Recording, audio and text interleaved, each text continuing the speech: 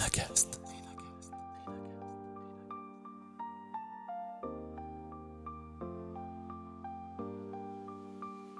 Comme j'ai posé ma démission et qu'on était parti sur créer la structure et l'entreprise, en fait, tant qu'elle n'était pas créée, tant qu'on n'avait pas un client, ça se trouve, il ne se passait rien. Mais l'idée, c'est beaucoup de boulot, c'est sûr, ça en vaut la peine. Moi, avec le recul, je ne changerai rien. Et en fait, au bout d'un moment, je ne saurais pas dire comment c'est venu exactement, mais je sentais un peu monter cette envie de construire quelque chose, d'avoir un impact, d'avoir quelque chose sur lequel je puisse dire je suis fier. Et si un simple déclic pouvait changer toute votre vie? Bienvenue sur Renacast, le podcast qui explore ce moment clé où tout bascule, où l'envie de créer prend le dessus sur la peur de l'inconnu. Ici, des entrepreneurs, des audacieux, des visionnaires partagent avec vous leur histoire, leurs doutes, leurs succès, et surtout ce qui les a poussés à tout quitter pour entreprendre. Une idée qui vous trotte en tête, un projet que vous n'osez pas lancer, chaque épisode est là pour vous inspirer et peut-être déclencher votre propre déclic. Abonnez-vous dès maintenant sur votre application de podcast préférée et embarquez avec nous dans l'aventure. Est-il possible de bâtir un leader du conseil tech sans jamais sacrifier la culture d'entreprise ni le bien-être des collaborateurs? Aujourd'hui, nous recevons Karl Azzurri, l'architecte derrière le succès de Zenica. De la jeunesse du projet à l'expansion internationale, il nous dévoile comment concilier excellence technique, agilité et management bienveillant dans un secteur ultra concurrentiel. Préparez-vous à une immersion au cœur de l'entrepreneuriat conscient. C'est l'épisode 49 de Renacast et ça commence maintenant. Bonjour Karl et bienvenue dans ton épisode de Renacast. Bonjour Nicolas, enchanté d'être là, merci de m'accueillir. Eh bien écoute, je suis ravi de t'accueillir. Alors comme je le dis très souvent avec tous les invités que j'ai au micro de Renacast, je suis super content de vous avoir et toi encore plus parce que tu es plus dans l'univers que je maîtrise moi au départ, dans le monde de la tech, de l'informatique, un univers que j'apprécie particulièrement. Et quand j'ai reçu ton profil, que je me suis intéressé à toi, je me suis aperçu que tu avais un monde à toi tout seul qui était juste exceptionnel parce que on part de loin, tu as beaucoup d'informations à nous donner. J'ai découvert des choses sur toi qui m'ont surprise et agréablement surprise, qui plus est, parce que tu as des initiatives que tu mets en place régulièrement dans ton entreprise et tout au long de ta carrière, tu as mis pas mal d'initiatives en place qui sont juste hyper intéressantes et à mon sens que beaucoup d'entreprises devraient te voler ou t'emprunter en tout cas parce que il y en a une que on reviendra sûrement dessus, il y en a une que je trouve juste exceptionnelle, donc du coup on reviendra dessus plus tard. Moi j'ai fait plein de recherches, alors beaucoup de podcasts, beaucoup d'écrits sur toi et ça c'est ce qui prouve que tu es actif, que tu es présent et tes équipes peuvent sûrement aller consulter tout ce que tu dis, tout ce que tu fais. Moi si j'avais un boss comme toi qui échange beaucoup sur son métier, sur sa passion, je serais hyper ravi d'avoir un boss comme toi parce que ça me donne la patate, tu vois, l'envie de me dépenser encore plus pour quelqu'un qui lui-même se dépense énormément pour son entreprise. Moi, j'ai fait beaucoup de recherches, Karl, sur toi. Je pense que tu t'en doutes. Du coup, j'ai l'impression de te connaître un peu plus, un peu mieux en tout cas, mais c'est peut-être pas encore le cas de tous nos auditeurs. Alors, est-ce que tu voudrais te présenter? Oui, alors merci beaucoup pour l'introduction et alors pour me présenter, je vais partir du début, donc quand j'ai commencé ma carrière en fait, donc déjà à la base, moi j'ai fait une école d'ingénieur, mais en ingénieur agronome, donc AgroParisTech, qui s'appelle, anciennement c'était Paris-Grignon et il y avait une spécialisation en informatique en dernière année, c'est ce que j'ai fait. Et ensuite, donc ma carrière pendant les 10 premières années, j'étais consultant en informatique. Si je dois utiliser des termes techniques, j'ai commencé sur le langage de programmation Smalltalk, puis après je suis passé à Java.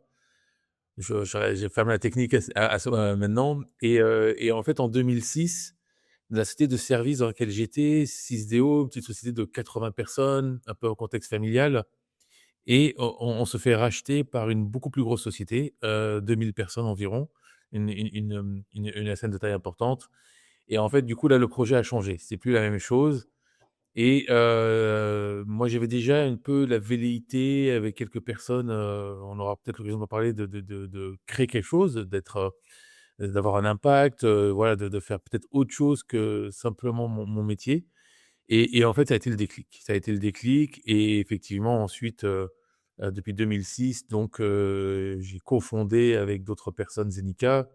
J'en suis le dirigeant. On fête cette année nos 20 ans et on est à peu près, 600 personnes en France, à l'international et on fait pas loin de 60 millions de chiffre d'affaires.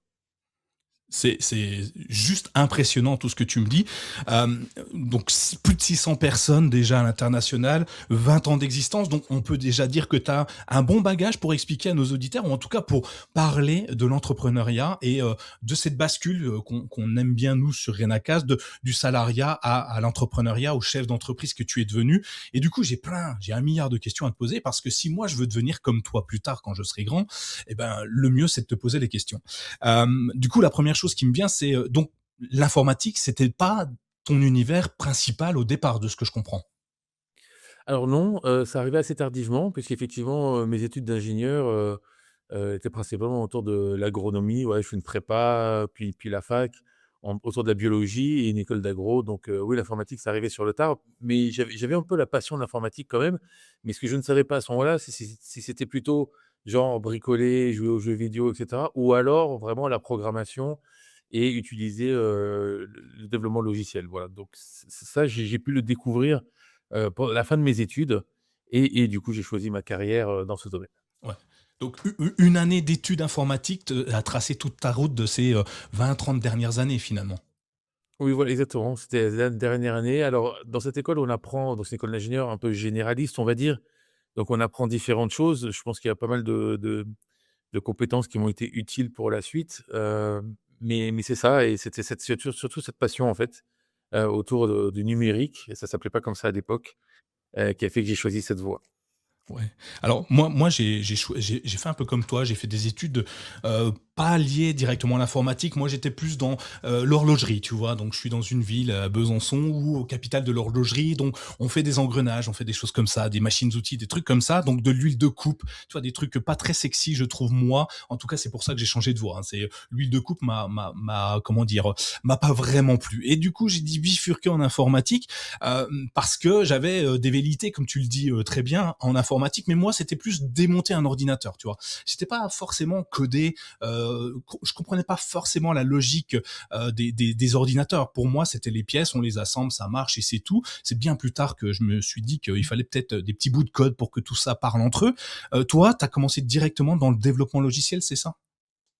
Oui, oui, c'est exactement ça. En fait, pour être précis, j'avais le choix. Moi, j'ai hésité puisque pour parler un peu plus de moi sur le sujet, j'hésitais entre tout ce qui était autour de la zootechnie, l'alimentation animale et cetera, parce qu'en fait, il y avait un professeur excellent dans le domaine et pareil côté informatique, l'achat informatique était dirigé par quelqu'un, qui avait une bonne vision de ce que recherchait le marché et donc j'avais ces 2 opportunités et j'ai eu l'occasion de faire un stage, dans ce sujet, dans l'informatique, pendant 1 mois et demi et là, c'était révélateur parce que il y avait l'ambiance, le cadre, des jeunes gens, passionnés. Voilà, ça m'a bien motivé et c'est comme ça que j'ai choisi, cette voie et ça m'a conforté dans mon choix, puisque j'ai cette appétence pour la programmation déjà plus jeune. Ouais, et un langage en particulier que tu apprécies ou pas? Alors là, actuellement, moi, si je devais faire, choisir parmi les langages que j'apprécie le plus, bon, c'est Java, c'est aussi mon histoire, mais j'avoue que, pour ceux qui connaissent, la pureté du langage objet, Smalltalk, c'est un très, très bon langage de programmation. Ouais, heu, accessible à tout le monde? Si s'il y a un jeune étudiant là qui se dit: «Tiens, moi je veux aussi me lancer dans l'informatique», est-ce que je peux aller chercher du Smalltalk ou du Java facilement? Alors c'est une bonne école. Bon, ça existe, peu et c'est peu utilisé en entreprise actuellement, hein, donc c'est un peu disparu. Mais disons que mais en tant que langage objet et pour, des vérités pédagogiques, oui, c'est quelque chose que je recommande, bien entendu. Ouais, on peut trouver, ici ou là sur internet pas mal de didacticiels, de tutoriels pour, avancer sur ces produits-là, et c'est une bonne base, très solide effectivement, qui te permet d'aller très, très loin, et puis après, bah, tu vas augmenter la galaxie de tes développements. Alors moi, je suis à peine plus jeune que toi, pas beaucoup, je suis tombé dans le C++, j'ai plutôt détesté ce langage de programmation pour te dire, depuis j'ai une aversion totale pour les points-virgules. Je déteste les points-virgules. OK mais voilà, en Java, disons que Java, si je devais résumer sur cet aspect technique, Java a fait un peu la synthèse entre, les avantages de Smalltalk Mmh. et les avantages de CC++.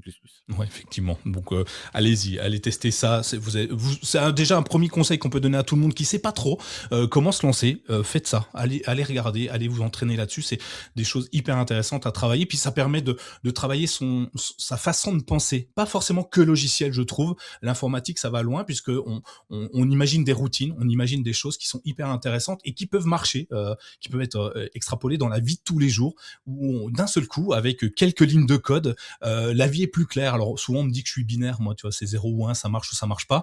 Ça vient de là où je me dis, ben, si ça marche pas, c'est qu'il y a un problème, donc ça doit marcher, donc je vais trouver. Donc je me suis créé une logique informatique dans le cerveau. Alors, bien, pas bien, vous jugerez par vous-même. Je sais pas si toi tu es comme moi à dire, il y a toujours une réponse à quelque chose, il suffit de trouver le bon cheminement, la bonne routine, le bon code. Oui, oui, on fait des liens, ça forme l'esprit, et c'est aussi l'abstraction pour concevoir, imaginer un peu ce qu'on veut développer, ce qu'on veut construire. Et je me rappelle, il y a quelques années, j'avais fait aussi une analogie entre, une application et une entreprise. Et donc, c'était quoi les points communs et cetera. Donc, oui, je trouve que ça apporte beaucoup dans la capacité d'abstraction et d'approcher un problème. Ouais. Moi je trouve ça hyper intéressant tu l'avais fait quelque part cette analogie, on peut la retrouver, je peux la donner à ceux qui nous suivent? Oui, certainement, je retrouverai le lien, si elle est toujours en ligne. Je vais voir, ça fait déjà quelques années, ça fait à peu près 10 ans, Ouais. mais je pourrais t'envoyer le lien, tout à fait. Ah, c'est cool, c'est hyper intéressant aussi, de voir, comment tu l'as imaginé il y a quelques années et potentiellement l'évolution qu'il y a aujourd'hui parce qu'il y a peut-être eu des évolutions, technologiques qui fait que ta façon de penser est un petit peu, a peut-être pris un virage différent ou au contraire est restée sur la même ligne parce que tu étais déjà très en phase avec ce qui allait se passer, plusieurs années plus tard? Je suis hyper curieux, j'ai envie de savoir effectivement. Oui, non, non, les choses n'ont pas changé et puis, j'avoue que j'ai toujours, un petit penchant, j'aime bien toujours coder, et maintenant, je l'utilise aussi, avec l'intelligence artificielle qui permet de générer du code. Donc, heu, comme moi, ça fait quelque temps que je n'ai plus codé, par exemple, beh, j'ai pas perdu mes réflexes, mais quand je suis bloqué, bah, j'utilise l'IA qui m'aide Ouais. énormément. Donc, oui, je suis toujours un peu au fait de ce qui se passe. Même fait passer des entretiens techniques jusqu'à il y a pas longtemps. Donc, j'ai des candidats qui venaient chez Zenica qui, sur les technos que je connais bien sûr, parce que j'ai pas eu le temps d'apprendre les autres. En m'occupant de l'entreprise, j'ai plus le temps de me pencher sur les autres sujets. Mais sur la partie que je connais bien et qui est toujours d'actualité, et c'est comme les technologies Java, Spring, Hibernate et cetera, beh, je participe parfois aux entretiens techniques et donc les candidats sont assez surpris parfois d'avoir le CEO de l'entreprise avec qui ils vont parler tech, et parfois certains avec un peu petite fierté qui repartent de là en disant qu'ils ont appris des choses pendant l'entretien. Ah, c'est génial ça. Un entretien hyper intéressant, et je trouve ça bien de se dire, bah, en fait, on a le patron en face de nous et si on lui plaît, si on apporte ce qu'on alors plaît, on parle pas de physique, hein, évidemment, mais si on lui plaît au niveau mental, expertise, travail, bah, c'est quasi gagné, quoi. On se dit que finalement, on va sûrement avoir le poste et ça, c'est plutôt intéressant, je pense. Surtout que le feeling, ça se ressent. Si ça s'est mal passé, je pense que ça se ressent aussi.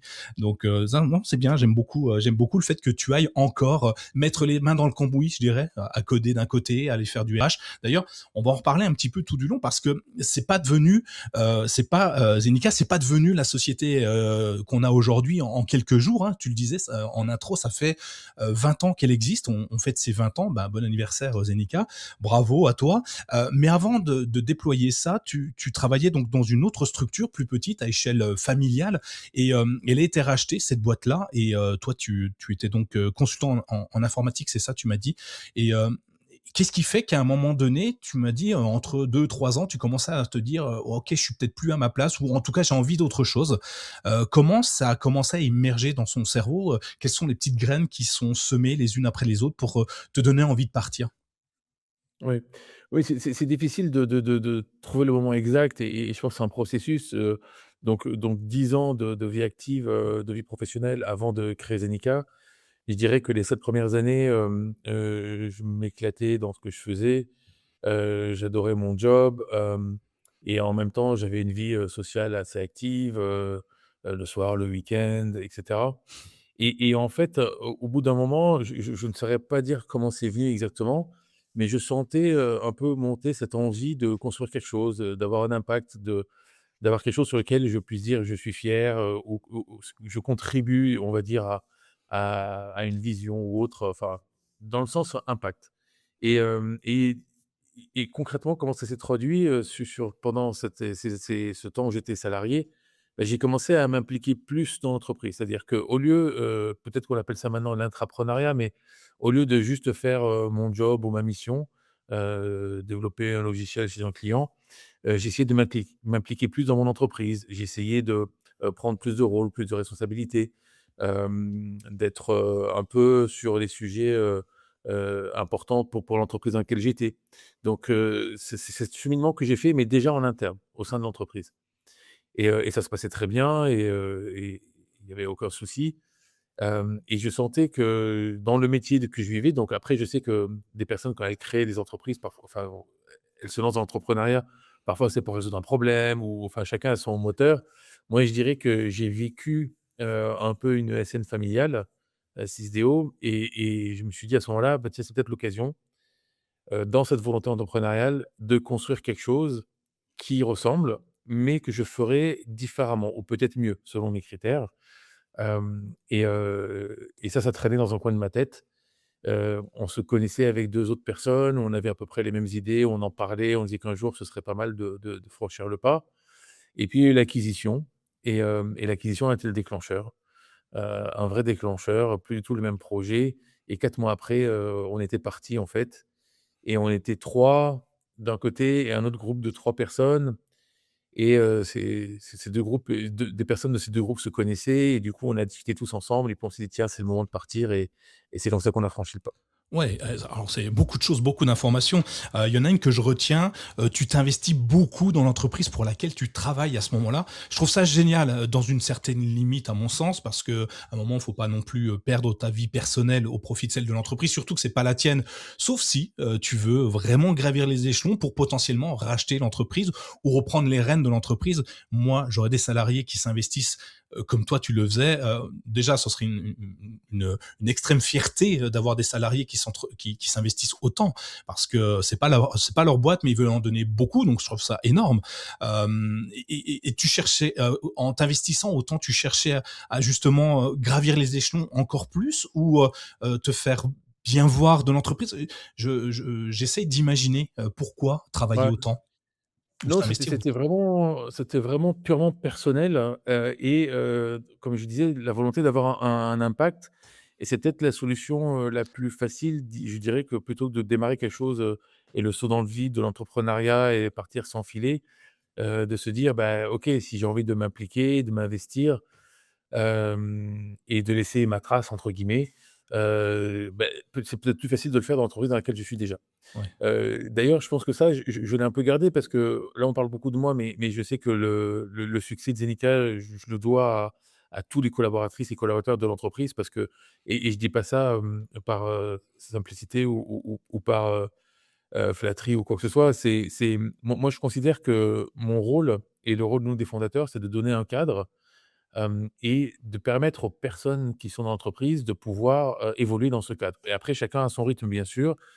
Il y a des périodes de vie différentes, des périodes où on est célibataire, des périodes où on est marié, enfant, on veut aller en région ou en dehors de France, enfin bref, il y a des moments de vie, et en fonction de ces moments de vie, il y a des choses qui vont être plus adaptées, ou pas. D'ailleurs, je pense aussi que typiquement entre le salariat et le côté indépendant, par exemple, pour des personnes sur l'indépendance, c'est aussi, il y a des moments dans sa vie où on préfère être salarié, d'autres moments on préfère être indépendant, enfin bref. Donc tout ça, c'est une question d'adaptation. Donc moi, effectivement, j'ai pris ce chemin, dans l'entreprise où j'étais, Sysdeo. Et effectivement, en créant Zenica, quelque chose, je pense, qui m'est resté, et là, je peux faire le lien, c'est de donner un cadre qui favorise, qui permet aux gens de s'exprimer, de contribuer, de s'impliquer s'ils le souhaitent, mais sur la base du volontariat et de la motivation personnelle, bien entendu. Ouais, alors, je comprends, j'adhère totalement à ce que tu dis, je signe même, en bas, je paraphe, mais à 600, ça devient peut-être un peu compliqué, on reviendra peut-être dessus, parce que 600, quand tu es 4, 5, 10, 20, allez, peut-être 30, tu peux, facilement connaître le prénom de tout le monde, leur vie, leur quotidien. Tu peux voir s'ils sont bien ou pas bien le matin quand ils viennent au boulot, mais quand on est 600, ça surtout dispatché dans le monde, ça commence à être compliqué, mais j'imagine que vous avez mis des choses en place par la suite. Avant ça, avant de répondre à cette question, une autre question qui me vient, vous êtes 3 plus 3, hein, tu l'as bien dit, deux groupes, avec une liaison avec deux personnes qui se connaissent dans chacun des groupes, si j'ai bien compris. Euh, Comment vous avez décidé? Vous êtes allé voir le patron de l'époque là qui avait racheté l'entreprise en lui disant bon bah allez on est 6, on s'en va tous en même temps. Comment ça s'est passé? Moi j'ai la moitié, enfin j'ai un dixième, pas un dixième. Tu dis qu'ils étaient 2000, c'est ça à peu près. Grosse boîte, donc j'ai quand même 10 personnes qui partent d'un coup, enfin 6 en l'occurrence. Ça me fait ça me fait me poser quelques questions parce que si j'ai racheté une boîte, j'ai peut-être aussi racheté son expertise et si son expertise s'en va, j'ai peut-être du mal à avancer sereinement.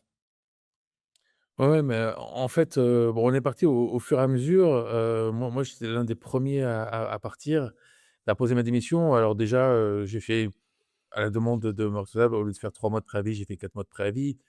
Enfin, pour moi, l'idée était de partir dans les meilleures conditions, dans de bonnes conditions, pardon, à l'amiable, enfin de pas créer de conflits ou de tensions. D'ailleurs, c'est des personnes avec qui j'ai gardé un très bon contact par la suite, donc ça n'a pas posé de problème de ce point de vue-là. Et effectivement, c'était le saut dans le vide, puisque, en parallèle, je passais des entretiens d'embauche, puisque comme j'ai posé ma démission et qu'on était parti sur créer la structure et l'entreprise, en fait, tant qu'elle n'était pas créée, tant qu'on n'avait pas un client, ça se trouve, il ne se passait rien et ça aurait été une tentative, ratée. Donc à côté de ça, j'ai passé des entretiens, pour avoir un travail si jamais, j'arrivais pas à créer Zenica et avoir, un client. Hem, Ça s'est bien goupillé, d'ailleurs, pour la petite anecdote, parmi les différentes sociétés que j'ai rencontrées pour mes entretiens, il y en a une, enfin, il y en a 2 avec qui, je me suis très bien entendu. L'une des 2, je me rappelle après l'entretien, la personne qui me reçoit en entretien me dit: «Bon, beh, Karl, est-ce que tu as un peu de temps?» Je lui dis: «Oui». Il me dit: «Viens, on va prendre un café» et là, pendant le café, parce que j'avais partagé sur mes j'étais transparent sur mes projets, il me partageait sa volonté de nous rejoindre si on montait la boîte. Donc moi, je venais passer un entretien et finalement, je me suis retrouvé à prendre le café avec la personne, en face de moi qui me disait: «Tiens, je si tu montes quelque chose, je te suis». Donc apparemment, il avait aussi des volontés d'entreprendre et puis il y a une autre société, et eux, je peux les citer, c'est Maltem Consulting et un des fondateurs, Pascal Ménesson, avec qui, j'ai fait les entretiens et à la fin de l'entretien, je lui dis: «Bah, voilà, soit je monte ma boîte, soit je vous rejoins» et 2-3 semaines après, je l'appelle pour dire que finalement j'ai monté ma boîte, donc je ne les rejoindrai pas. Il m'a dit: «Il y a pas de problème, viens m'expliquer ce que tu vas faire» et je suis venu, je lui ai expliqué. Il m'a mis dans une petite salle, il y a des commerciaux qui ont défilé les uns après les autres et 2 semaines après, je partais en mission porté par eux, à Londres, en Angleterre. Donc il nous a mis le pied à l'étrier et si on a pu démarrer l'entreprise, c'est grâce à lui.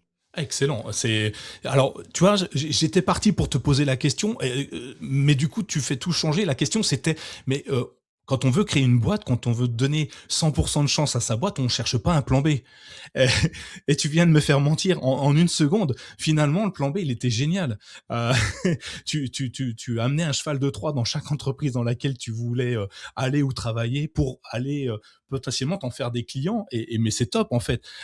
Encore une fois, j'ai beaucoup de mes invités qui me disent construis-toi un réseau et peu importe le réseau, ça peut être ta boulangère du bas de la rue, ça peut être un ancien collaborateur, un ancien patron, enfin peu importe.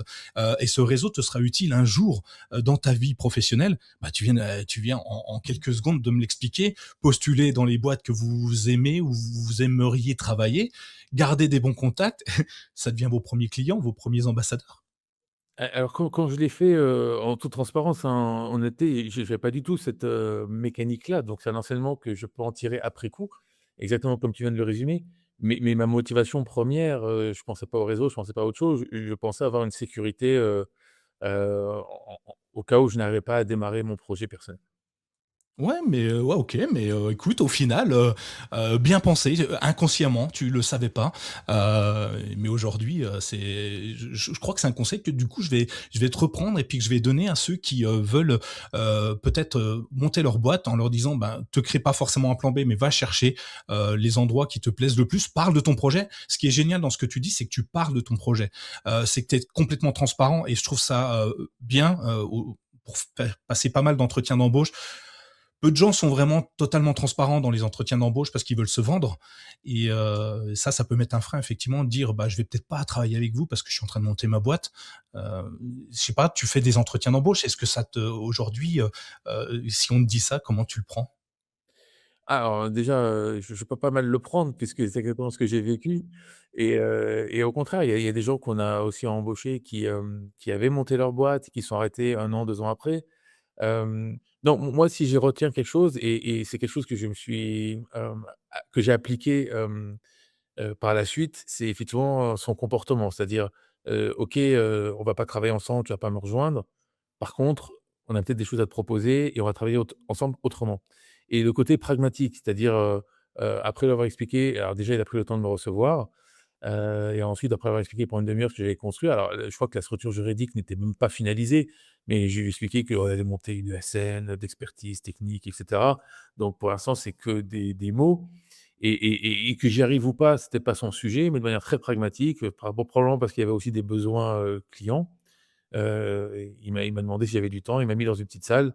Il y a Je me rappelle très bien 4 commerciaux qui ont défilé les uns après les autres pour me proposer, des faire des propositions, de missions et 2 jours après, il y a l'un d'eux qui m'a dit: «Voilà, si tu veux, tu peux démarrer dans 2 semaines, à Londres en tant qu'architecte technique». J'ai dit: «Banco, c'est parti». C'est génial, j'adore. J'aime beaucoup, c'est exceptionnel, un bon coup de main, un bon, on remercie Pascal du coup, hein, pour le coup parce que c'est lui qui te lance et du coup il t'aide à développer les statuts d'entreprise, tout ça? Parce que là tu dis: «Oh je vais faire une ESN» mais ça existait déjà pas, c'était pas le bon terme à l'époque. C'était une, SSII je crois, un truc comme ça? SS2I, ouais. Pour ceux qui savent pas ce que c'est, tu peux, nous le définir, SS2I ou ESN? Oui, je vais prendre le terme, la terminologie de maintenant, c'est ESN, c'est entreprise du service numérique. Donc en gros, c'est, des sociétés de services numériques, en gros et on accompagne d'autres entreprises, donc nos clients, dans la partie développement de leur logiciel. Donc, on propose, des compétences, humaines, donc, soit en forme d'assistance technique, de régie, soit on prend des projets qu'on développe et on pilote le projet. Nous, ce qu'on fait aussi, c'est du consulting, on fait aussi de la formation. Donc en gros, c'est des compétences qu'on propose. Donc une ESN, sa croissance, elle se fait sur l'humain, parce que, notre chiffre d'affaires augmente avec le nombre de personnes qu'on peut facturer. OK. Alors, du coup, la question, on se fait sur l'humain, mais l'IA arrive. Est-ce que cette croissance va pas changer justement avec ce nouveau prisme qui s'ouvre à toi? Parce que, ben, il y a beaucoup de craintes autour de ça, hein, le remplacement des postes, facilement, enfin peut-être pas facilement, mais remplaçable justement par l'intelligence artificielle. Il y a énormément de questions qui me viennent, comme si j'étais spécialiste de l'intelligence artificielle. Ce n'est pas mon cas, les amis, mais j'ai beaucoup de questions là-dessus en me disant ouais, mais moi je suis formateur sur tel sujet, je vais peut-être être remplacé, je suis photographe, je suis dessinateur, bref. Et toi, ça pas une crainte justement que le chiffre d'affaires qui est fondé sur l'humain passe sur un chiffre d'affaires différent, c'est-à-dire fondé sur des machines froides et sans aucune âme. Ouais. Tous les sujets autour de l'IA peuvent être un podcast à part entière, mais, si je devais résumer, je parle d'une conviction, hein, je prétends pas, deviner le futur, mais à date, ma conviction, je considère les intelligences artificielles, vraiment comme des énormes accélérateurs, comme un outil, qui nous permet d'avancer, plus vite et de nous aider dans ce qu'on fait. Peut-être que probablement, enfin pas peut-être, probablement que ça aura bien sûr un impact sur, les métiers et qu'il y aura peut-être besoin de un peu moins de développeurs qu'avant, mais je dis bien un peu moins, parce que pour l'instant, aucune IA pour moi remplace, l'humain, l'expertise, parce qu'il faut que tout ça soit drivé, piloté. Le jour où, une IA pourra prendre des décisions, interpréter, mettre du contexte et cetera, et je parle pas des agents, mais tout ça, c'est quand même il y a toujours un contrôle humain derrière, à date, parce que, par définition, les IA peuvent faire des erreurs, elles peuvent halluciner. Donc, pour l'instant, je vois pas de changement majeur d'impact. Alors si on était une entreprise de 200 000 personnes, peut-être, mais vu la taille du marché, du numérique, vu les demandes de nos clients, vu que le code et la data, pour ces clients, c'est vraiment le nerf de la guerre pour eux, c'est vraiment là où il y a toute la valeur. Il faut que ce soit, bien fait, bien préparé et cetera. Donc, voilà, je le vois comme une aide, comme un accélérateur, comme, je dirais presque à date, je caricature un peu, je sais qu'il y en a qui ne seront pas d'accord avec moi, mais c'est comme à une époque où il y avait la calculatrice, on se dit: «Tiens, je ne vais plus compter, mais j'utilise la calculatrice», voilà. Pour l'instant, pour moi, c'est ça. On verra si les technologies évoluent suffisamment, pour que ce soit dit plus que cela. Mais bien sûr, il y aura un impact, bien sûr, quand je prends par exemple, les startups, moi je me rappelle, on avait des programmes de startups aussi pour aider nos collaborateurs à créer leur startup s'ils le souhaitaient. Typiquement, pourquoi on l'a fait, on l'a mis en place nous? Parce que dans la partie je crée une startup dans la tech, en tout cas ou avec un outil technologique, on se dit: «J'ai besoin de même quand même d'une solution technique» et cette solution technique, on ne sait pas la faire. On sort d'une école de commerce, on sort d'ailleurs, on ne sait pas faire cette solution technique. Donc on cherche, la personne technique qui pourrait développer ça et parfois ça va nous coûter 10, 20, 30 000 €, on va dire, pour, construire un peu le prototype. Bon, ben, le prototype, là, on peut le générer avec l'IA. Donc effectivement, il y a des gains, il y a des choses qui vont moins se faire, mais l'informatique en entreprise à grande échelle, heu, fait intervenir beaucoup plus fait intervenir d'autres facteurs. Donc voilà, à surveiller de près, bien entendu, mais pour l'instant, je le vois plus comme une aide qui nous aide à mieux faire notre travail, plutôt que comme une menace. Ouais, on est aligné là-dessus, hein. Pour moi, c'est un outil. Tout outil, aussi bon soit-il, s'il n'est pas, bien utilisé, ben, ne fonctionnera pas, hein. Tu me donnes un marteau, je suis pas pour autant couvreur, je ne sais pas clouer correctement un clou, et pourtant ça peut être le meilleur marteau du monde. Et la calculette, c'est l'exemple que je donne beaucoup. Ça a pas tué les comptables, hein, la calculette, ils sont toujours là, ni les experts comptables, ils ont toujours besoin de ça, donc je trouve ça génial. Tu parles d'humains, donc qui ne seront pas remplacés par l'IA, en tout cas pas pour, un long moment. En tout cas, je l'espère, je le souhaite. Si on revient un petit peu au départ de Zeneca, donc vous étiez 6. Aujourd'hui, combien vous êtes et comment ça s'est passé votre travail entre humains, entre personnes intelligentes, parce que 6 pour driver une entreprise, je trouve ça extrêmement large comme beaucoup de voix, beaucoup de votes, Ouais. difficile à trancher, avec j'imagine des discussions interminables. Déjà à 3, je trouve que c'est des fois parfois trop long. Alors à 6, ça me semble très complexe. Comment vous vous êtes organisé dès le départ pour que ça fonctionne, pour qu'en tout cas 20 ans plus tard, vous soyez toujours là? Oui, oui, alors déjà sur les 6, on n'est plus que 2. OK. Donc entre-temps, il y a l'humain, qui est passé par là et effectivement, les peut-être les tensions, les différences de point de vue, ou des projets différents tout simplement. Donc effectivement, on était 6 au départ. Il y a la sixième personne qui n'est peut-être pas démarrée, qui est restée peut-être une semaine, 2 semaines parce qu'en gros, elle a eu une opportunité pour, quitter la France, aller dans un autre pays et du coup, elle s'est dit: «Bah tiens», et hem, en toute logique, enfin et puis, en faisant proprement les choses, si je veux dire, a dit: «Bah, voilà, moi, je me retire», il a fait ce qu'il fallait et du coup, on était passé à 5 assez rapidement. Donc par rapport aux 2 groupes de 3, on n'était plus que 5. Ensuite, sur les 5, au bout d'1 an, ça devenait compliqué avec une des personnes. Donc en gros, on va dire qu'on était plus que 4 et ça, c'était vers 2007-2008 et en 2013, 5 ans après, on a une séparation, et donc il y en a 2 qui s'en vont, 2 qui restent et c'est là où on a un fonds d'investissement, qui rentre au capital de Zenica, mais en gros, en rachetant les parts des 2 sortants. Donc il fallait trouver une solution à ce moment-là, c'est comme ça qu'on a fait et puis depuis 2013, on continue le chemin. Donc là, ça fait, 13 ans maintenant avec, Laurent et moi. OK, donc oui, donc 2, c'est plus gérable, je pense, enfin, plus des fonds d'investissement qui sont peut-être derrière et qui peuvent vous demander des comptes, évidemment.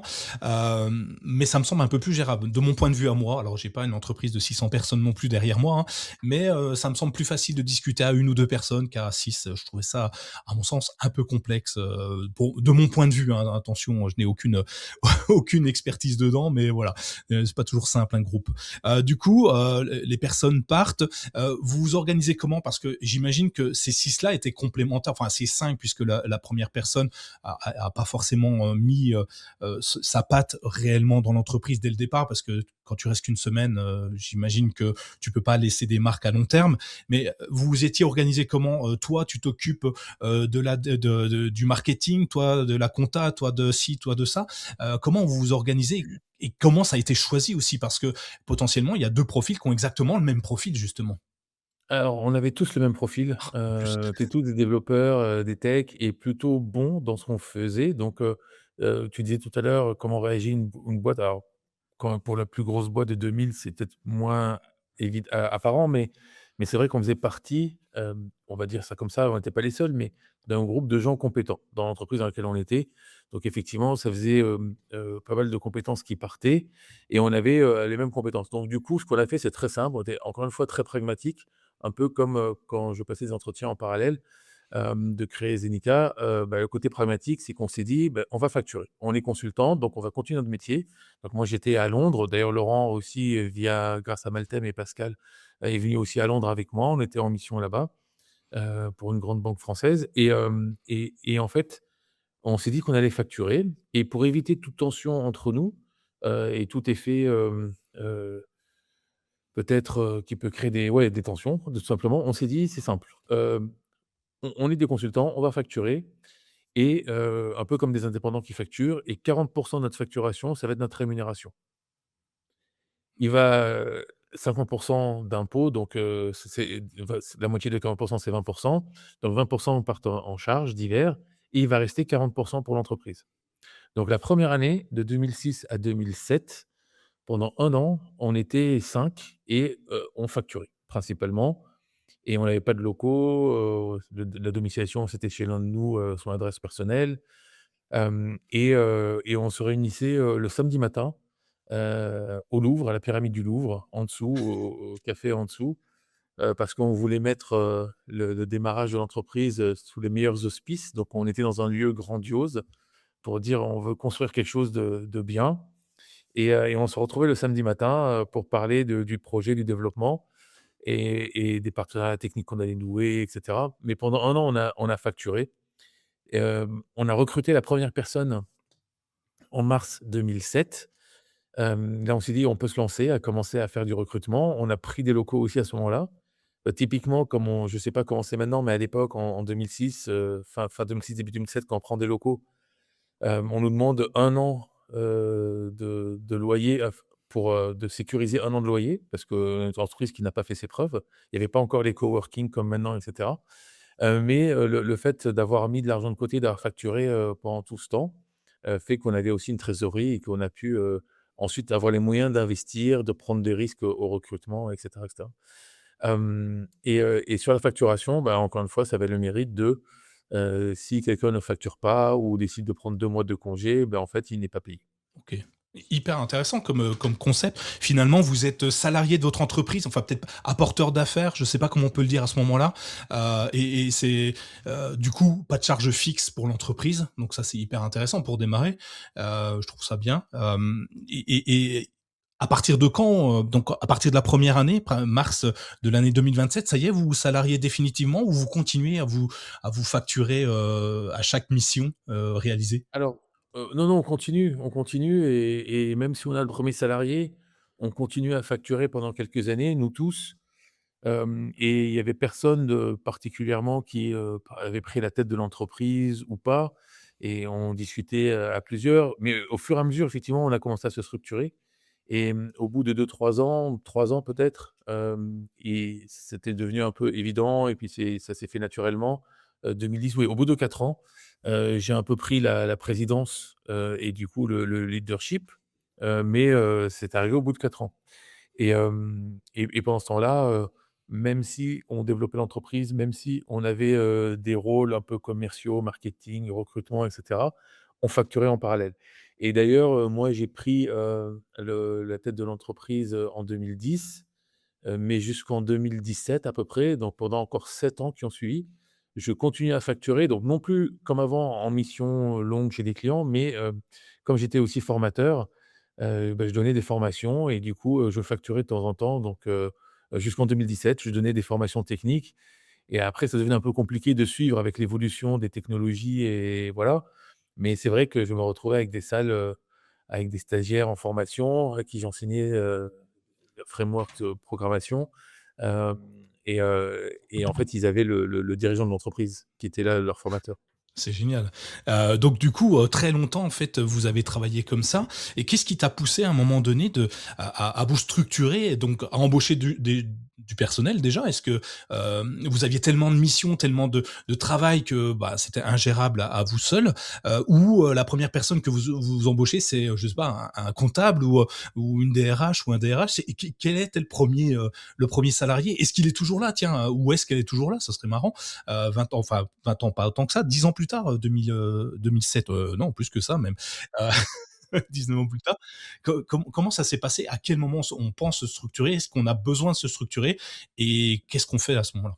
Mmh. Alors s'il m'écoute, il s'agit de Loïc et il est toujours là après 19 ans.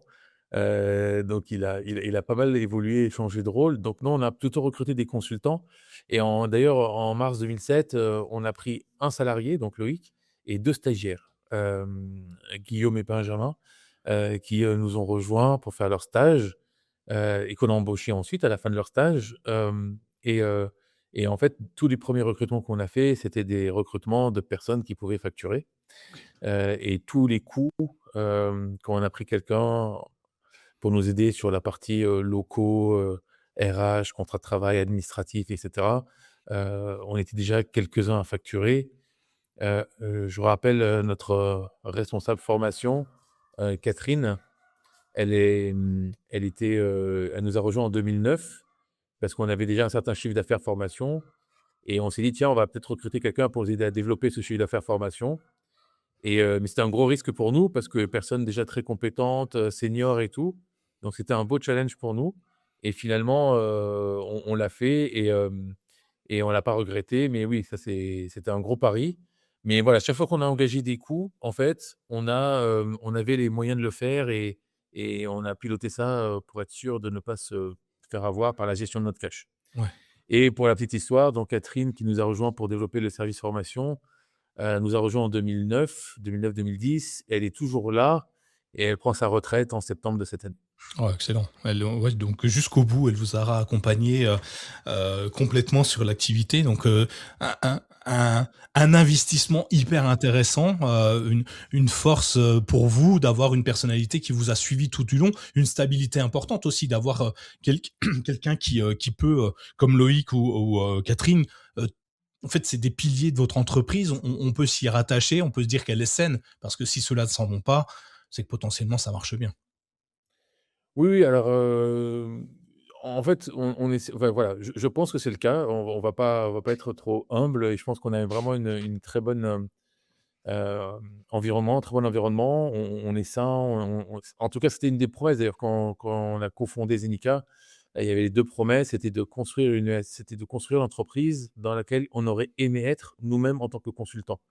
Donc effectivement, pour moi, c'était pour nous, d'ailleurs pour les fondateurs, pour nous 6, c'était 2 piliers.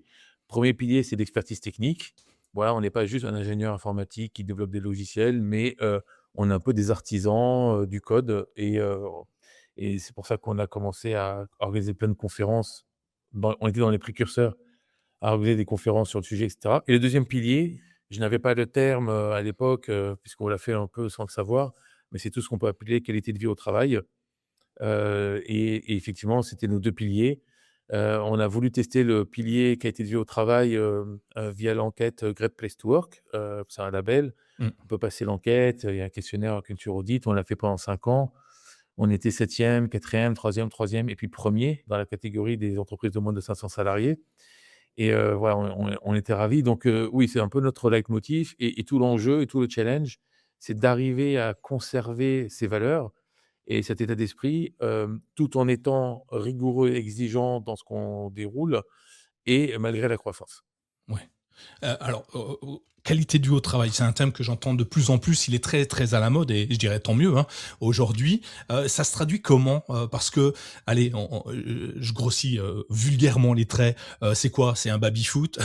C'est des skateboards dans les locaux? Comment chez vous ça se traduit la Ouais. qualité de vie au travail?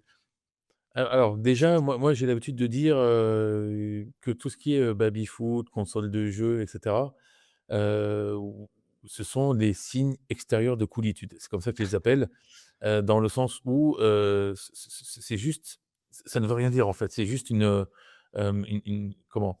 C'est visible, c'est pour ça que je dis signe extérieur de coolitude.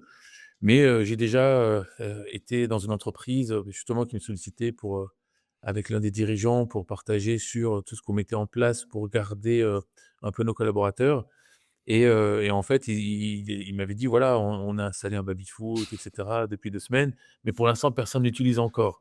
Ah oui. Parce que, si c'est pour avoir ce genre de d'éléments et après de pouvoir de dire à la personne: «Ah ben vous faites trop de bruit. Ah bon, tu es pas en train de travailler?» Quelqu'un par exemple qui a une baisse de performance pour raison X, Y, on va pas aller lui dire et ça arrivé une fois et moi j'ai repris la personne et je dis: «Bah non, on va pas reprocher à quelqu'un d'utiliser le baby-foot ou d'être sur la console, alors que, il ferait plutôt en train de travailler». Donc on sait que ce sont des moments, pour décompresser et cetera. Donc en fait, il y a l'état d'esprit qui va avec. Donc pour moi, ce qui est plus important avant tout, tous les signes extérieurs de coolitude qu'on peut voir dans ça c'est bien, ça se voit dans les magazines, en Oui, photo, c'est ça beau. donne envie. On peut venir avec son animal de compagnie et cetera. Non, ce qui compte vraiment, le plus important, c'est l'état d'esprit, la bienveillance qu'on y met au niveau de l'encadrement, le droit à l'erreur. Moi, je dis souvent: «Le droit à l'erreur, oui, mais pas le droit à la compétence». Donc on accompagne, on forme, mais à un moment, il faut savoir aussi heu, si c'est problème de compétence ou pas, ou d'envie. Donc, pour moi, vraiment, le plus important, c'est l'état d'esprit. Donner ce cadre, je parlais d'un cadre tout à l'heure pour l'entrepreneuriat, le cadre pour permettre aux personnes aussi de step up si elles le souhaitent. Donc c'est vraiment ça. Ça part de là et je pense que c'est le rôle de l'encadrement de poser cet écosystème et ce cadre. En plus, après, à chacun d'évoluer dedans. Ouais, oui, c'est oui, tout à fait. Je trouve ça bien, parce que comme tu le dis, il y a beaucoup d'entreprises qui ont des baby-foot qui restent vides. Ils sont neufs au bout de 3 4 ans, où ils sont posés et la balle a même pas été encore abîmée une seule fois. Je trouve ça dommage parce que comme tu le dis, très bien, un signe extérieur de coolitude, ça me va très bien. Je le réutiliserai, hein, t'inquiète, il est pas tombé dans l'oreille saut pour le coup. Et il y a un truc qui m'a marqué justement chez vous, enfin chez Zenica, donc c'est, tu as déjà effleuré un peu le sujet, comme quoi vous aviez lancé un, comment on appelle ça? Un incubateur de start-up? Non, peut-être pas, un accompagnement aux start-up pour les salariés? Oui, oui, en fait, ça s'est un peu calmé récemment, mais on l'a pas mal fait.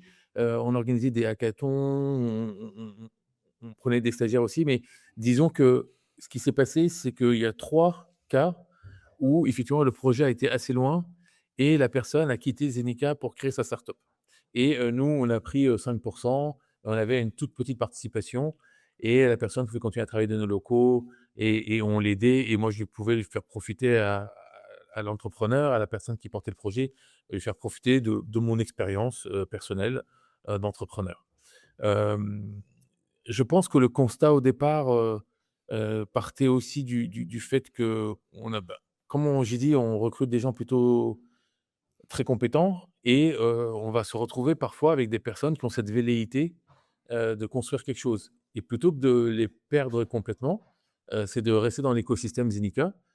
Moi, en tant qu'entrepreneur, et avec mon parcours, je ne peux que, encourager des personnes, qui le souhaitent et qui ont envie de le faire et c'est pas forcément non plus parce qu'effectivement, ça, c'est le côté incubateur que tu cites, mais il n'y a pas que ça. C'est aussi, l'intrapreneuriat et donc là, par exemple, ce que je mets dedans, moi, avec ma définition, si je ne me trompe pas sur cette définition, il y a des personnes, par exemple, quelqu'un qui nous a rejoint, 1 an d'expérience, jeune consultant, maintenant il est au COMEX et il a de très, très grandes responsabilités dans l'entreprise. Heu, on a aussi une autre personne, Abdellah qui, nous a rejoint juste après son stage, qui a fait toute sa carrière chez Zenica, qui a aussi des velléités entrepreneuriales. On avait regardé le côté start-up avec lui. Il avait commencé à faire des choses, il avait des idées de projets, ça ne s'est pas fait, mais on a quand même pu l'accompagner dans son projet entrepreneurial parce que c'est lui qui a monté notre agence à Casablanca. Donc OK. maintenant, c'est le patron de Zenica Casablanca. Donc voilà, donc ça peut se faire en interne, ça peut se faire, bien sûr via les startups. On l'a fait 3 fois. Il y en a 2 qui sont arrêtés, qui n'ont pas trop réussi. Il y en a un qui a cartonné, mais voilà. Ah, c'est excellent. Enfin, OK, on voit partir peut-être des profils exceptionnels, mais ce sera peut-être des futurs clients, comme tu le disais, dans ton plan B, du départ. Ce sera peut-être ton Oui, futur client, ton futur associé peut-être, qui sait, dans une exactement. structure différente par la suite. Et puis ça donne envie, tu te dis que en fait, tu pas pieds et mains liés avec l'entreprise et au contraire, elles sont là pour te faire évoluer, grandir et si c'est, trouvé ailleurs, que tu sois toi derrière à pousser la personne, alors peut-être pas à pousser, mais à accompagner, à faire gravir les échelons à la personne pour gagner en maturité, en expertise, en tout ça. Je trouve ça génial. Et se dire qu'une entreprise est capable de faire ça pour un salarié, c'est vraiment top. Là, la qualité de vie au travail, elle y est, quoi. On peut rien dire de plus, quoi. À mon avis, c'est bien d'amener des glaces à la fraise pendant qu'il fait chaud, mais là, on va à un niveau au-dessus quand même. Je trouve ça vraiment top, en fait. Bravo, enfin, bravo. Ouais, puis merci et ce qu'on met en place aussi, alors ça s'est pas trop activé, ces dernières années, voilà, du fait, aussi des conditions, de marché un peu compliquées et cetera. Mais disons qu'on a aussi une politique, d'intéressement, qu'on a mis en place parce que bon, moi, je crois aussi que dans les valeurs, c'est de pouvoir partager le succès et partager aussi, la création de richesse. Donc on a une politique d'intéressement qui nous permet de redistribuer jusqu'à 20 des bénéfices de l'entreprise aux collaborateurs. Ouais, c'est pas mal. Donc on a déjà réussi à distribuer 10 dans le passé. Et l'objectif, c'est d'avoir une performance, qui permet, d'aller jusqu'à 20. On a mis en place aussi l'actionnariat salarié, via le FCPE. Donc on est une entreprise de nos côtés, mais on a 55, donc une personne sur 2 qui est salariée de l'entreprise, qui est pardon, associée de l'entreprise, qui a pu actionnaire, qui a pu acheter des actions. On a mis aussi des conditions, avantageuses, avec des décotes sur le prix et avec un abondement et l'abondement était plus fort en fonction de l'ancienneté. Donc c'était aussi pour, remercier les personnes qui étaient là depuis un certain temps, via un abondement. L'abonnement pouvait monter jusqu'à 4 000 € par exemple et donc quelqu'un qui avait plus de 10 ans d'ancienneté, il mettait 1 000 €, il avait une décote et il avait 4 000 € d'abondement. Donc déjà, l'investissement était Rentable, était rentable. très rentable. Mais disons que c'est toute cette logique-là, qu'on essaie de mettre en place. C'est aussi tout ce qui est, politique, diversité, inclusion, encore une fois, quand on a mis en place aussi, des éléments autour, enfin, moi, je suis entrepreneur, donc j'étais consultant à la base. Je fais une petite digression. J'étais consultant, donc à partir du salarié numéro un, je découvre c'est quoi le droit du travail, je découvre c'est quoi un contrat de travail, je découvre c'est quoi les ressources humaines et à un moment, je réalise que les ressources humaines, c'est pas juste s'occuper des gens, c'est plus que ça, et en fait, j'apprends tout sur le tard. Pareil, avec, mon associé Laurent et les autres aussi, ils étaient encore là, je crois, mais à un moment, on était dans tous les alias, donc chaque fois qu'on écrivait marketing, compta, DSI, RH et tout, on était nous les associés dedans. Il a fallu sortir de ça. La délégation, c'est un peu le saut dans le vide. Je dis: «Ah, c'est plus moi qui vais m'en occuper». Donc c'est ces différentes étapes qu'on a franchies et et tout ça donc en le découvrant, en le faisant, au fur et à mesure, de l'évolution de l'entreprise, mais toujours en gardant cet état d'esprit, de donner des conditions, d'accompagner les gens, voilà et de faire une réussite collective donc l'actionnariat, la politique d'intéressement, tout ça, ça en fait partie. Ouais, alors je cherche pas de travail, mais à ça de postuler chez vous, hein. Ah, j'ai pas les compétences, mais franchement, ça donne envie en tout cas, bravo. J'ai pas mal de choses qui me viennent, vu que tu accompagnes ou vous avez déjà accompagné, des personnes, dans l'entrepreneuriat à se lancer, via, le système de start-up. Quel conseil tu pourrais donner à quelqu'un qui aujourd'hui est salarié et voudrait se lancer dans l'entrepreneuriat? Alors moi j'ai toujours du mal avec les conseils, mais je dis toujours, voilà, je partage une expérience, je donne quelques éléments et puis les personnes peuvent piocher dedans. Mais déjà, la première chose, c'est pour moi, ce qui semble évident, c'est d'être certain de ce qu'on a envie de faire. C'est de comprendre ses motivations profondes parce que, elles peuvent se faire, en créant sa boîte, elles peuvent se faire au sein de son entreprise. Ça dépend de l'entreprise, ça dépend du cadre, ça dépend de beaucoup de choses. Mais déjà, c'est de savoir, qu'est-ce qu'on a envie de faire et qu'est-ce qu'on a envie de faire, pour la suite. Idéalement, c'est le mieux, c'est pas garanti, mais déjà ça, c'est motivation profonde. Ensuite, si on se décide à franchir le pas, et de créer sa structure et de monter son projet, mais je pense qu'il faut aussi être très, même si on peut s'adapter, mais il faut être très clair sur ce qu'on a envie, de réussir, de créer et tout le reste, il y a beaucoup de choses qui vont arriver au fur et à mesure, j'en suis convaincu. C'est-à-dire que c'est en agissant, c'est en faisant, c'est en étant confronté aux situations et cetera. Si on garde un peu l'idée de départ, là, on est capable de se dire: «OK, là, ça peut m'aider pour ça peut m'aider» et ensuite on évolue. Donc si je devais résumer, premièrement, c'est qu'est-ce que j'ai réellement envie de faire? Sa motivation profonde et si c'est l'entrepreneuriat et monter sa boîte, OK, mais mon entreprise va proposer quoi comme service?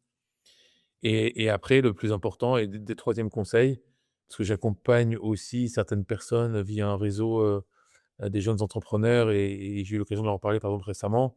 Je dis: «Beh, faut aussi penser à développer son chiffre d'affaires, son activité» et bien sûr, c'est facile à dire ne pas compter ses heures, mais en fait, vous créez votre projet donc à vous de vous impliquer et de mener, le projet et de vous investir dedans.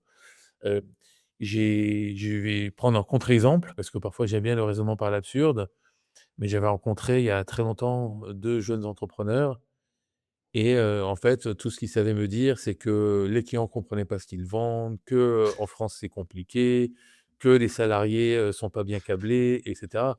Je fais: «Mais on peut pas être entrepreneur en pensant comme ça, en fait». Ouais. Effectivement, c'est la faute des autres, toujours, c'est plus simple. C'est plus simple pour pas réussir en tout cas, mais je sais pas où ils en sont ces 2 jeunes gens, mais ils ont peut-être évolué, grandi entre-temps et ou ils sont partis aux États-Unis, je ne sais pas, dans un autre pays peut-être. Peut-être, peut-être, Mais peut-être. effectivement, Mais voilà, mais l'idée, c'est beaucoup de boulot, c'est sûr, ça en vaut la peine. Moi, avec le recul, je changerais rien.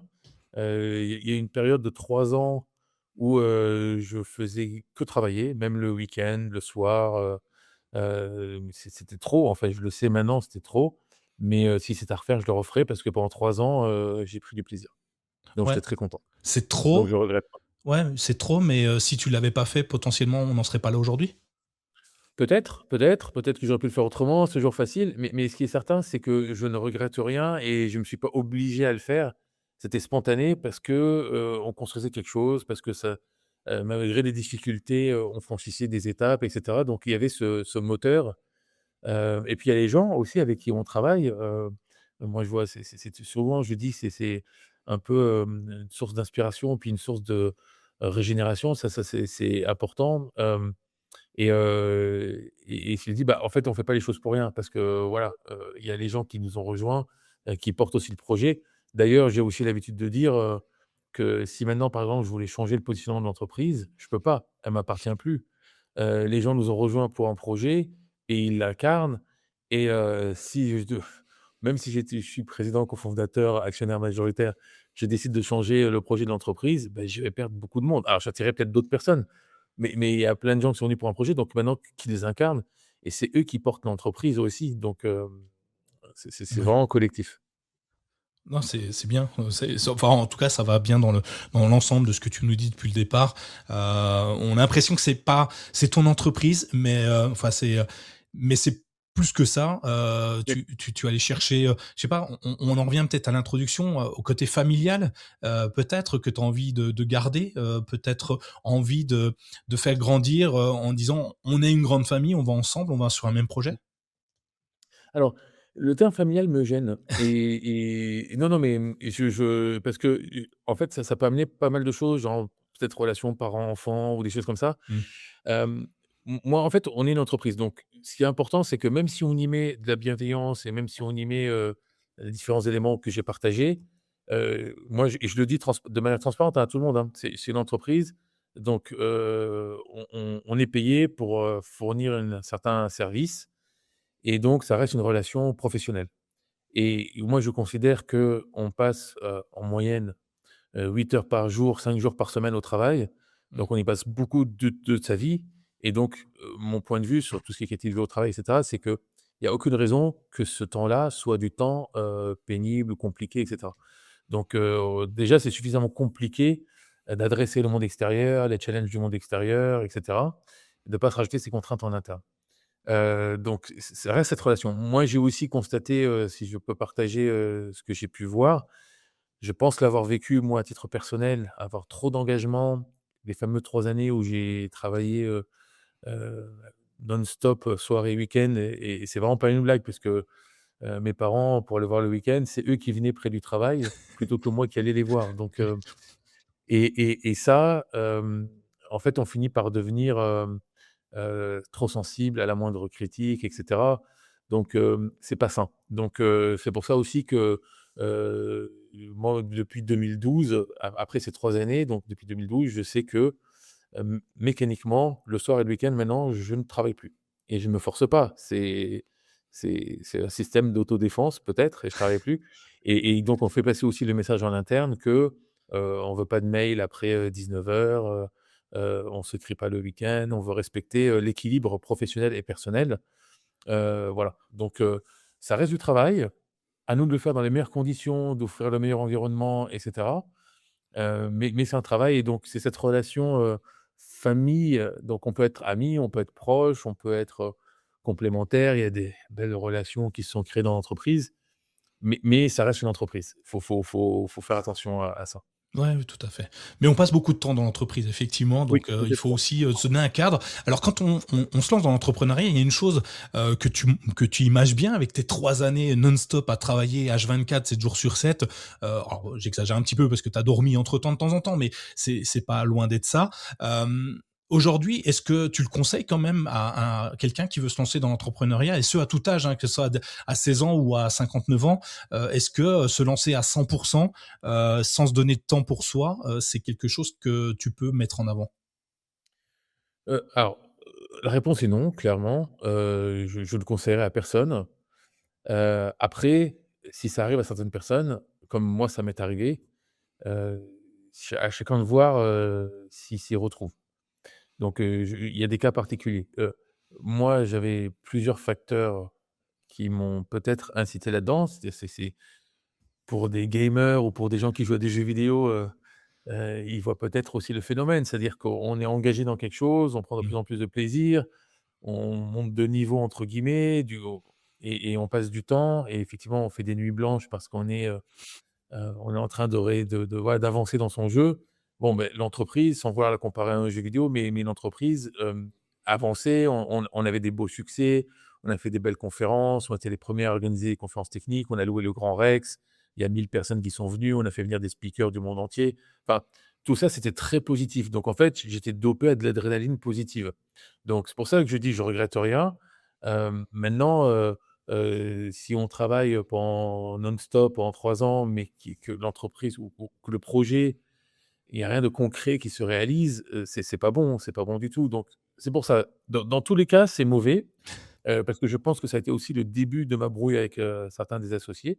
Le fait moi-même d'être trop investi et peut-être de considérer certains ne l'étaient pas assez et du coup, c'est pas bon non plus parce que c'était pas obligé qu'ils soient aussi investis que moi. Donc voilà, c'est pas forcément une bonne chose. Mais quand ça arrive et parce qu'il y a l'adrénaline positive, bah, faut en profiter, mais il faut savoir s'arrêter à temps. Ouais, et comment on coupe, comment le soir, tu fermes la porte du bureau, ou le samedi, comment tu fais pour couper? Parce que, en tant que patron, à un moment donné, tu as bien des urgences qui arrivent, qui te tombent sur le coin du nez, à 22:00, non? Ça arrive pas? Non, Non? non, non, il y a aucune urgence. Alors, je parle du métier des ESN, hein. Oui. Ceux qui ont, des restaurants ou quelqu'un qui se blesse la nuit ou je sais pas, il y a bien sûr plein de cas différents. Mais dans le métier du service numérique, on est des ingénieurs, on travaille sur des développements logiciels pour nos clients. Il y a aucune raison que, la nuit ou le week-end, il se passe quoi que ce soit, mais vraiment aucune. Donc là-dessus, on peut s'estimer chanceux et si jamais, certains travaillent sur le week-end, c'est plutôt, peut-être pour des sujets internes, pour avancer sur des propags ou pour demander à des personnes de produire certaines choses. Donc nous, on évite tout ça. Donc ça, c'est le premier point et le deuxième point, même quand je pars en vacances, par exemple, ma messagerie, elle est claire. Je pars en vacances 3 semaines, par exemple. Ma messagerie, elle est en cas d'urgence, pour, tel domaine, contacter telle personne et cetera. Moi, si vous voulez m'avoir, parce que c'est urgent, vous m'appelez. Parce que pendant mon absence, je ne lirai pas mes mails. Ouais. Donc je le préviens dans la messagerie. Donc effectivement, si quelqu'un m'écrit, il voit le répondeur automatique, «Désolé, je prendrai connaissance de votre mail quand reviendrai à telle date et si c'est urgent, bah, appelez-moi» Ouais. et on m'appelle très rarement, en fait. Ouais. Vraiment, honnêtement, on m'appelle très rarement et ce qui aide aussi, c'est, mais ça dépend de la taille de l'entreprise aussi, mais c'est à un moment, de cette fameuse délégation dont je parlais, d'avoir aussi d'autres personnes qui gèrent, comme ça aide aussi bien entendu donc d'être mieux structuré, mais les premières étapes de l'entreprise, on est moins bien structuré, c'est normal et puis après, ces fameuses 3 années, bah, en fait, je me force absolument pas. C'est-à-dire que je sais que ce soir, quand j'aurai terminé, j'aurai fait ma dernière réunion et j'ai fermé mon ordinateur, je sais que je vais reprendre contact avec Zenica lundi matin. Ouais. C'est bien, c'est top parce qu'en fait, c'est pas simple. Une chose que je vais te prendre, que si les gens l'ont pas bien entendu, être clair, dans sa position de repos, ta messagerie mail est claire. Elle ne Oui, souffre pas d'ambiguïté. Je ne suis pas non, dispo. Si tu veux me joindre, tu m'appelles. Et là, en fait, ça fait l'inverse de Amazon, le one click pour payer là. C'est tu mets un frein à l'échange en disant réfléchis un petit peu avant de m'appeler quand même. Et, oui, et ça marche. Je pense que ça marche bien et je trouve que il faut que beaucoup plus de monde l'utilise ça parce qu'on laisse notre messagerie ouverte en permanence. Je suis de ceux qui sont comme toi où quand j'ai un projet en tête, il faut que j'aille au bout. Peu importe quelle heure il est, il faut que j'aille au bout et des oui. fois, il faut arriver à couper et je pense que c'est une bonne solution parce qu'on m'embête pendant mes projets. Donc du coup, je cut. Bon, je vais le noter. Je le note dans mes prochains mails, dans ma prochaine messagerie. Et après pour être, moi non, je pense que c'est une très bonne chose. Après pour être complet et ça je le fais, systématiquement. Après pour être complet, la majeure partie du temps, je dis bien la majeure partie du temps, quand je prends des vacances, en général aussi c'est dans les périodes creuses. Donc c'est au mois d'août, donc ça aide aussi, Mmh. au mois de mai quand il y a des ponts, enfin voilà.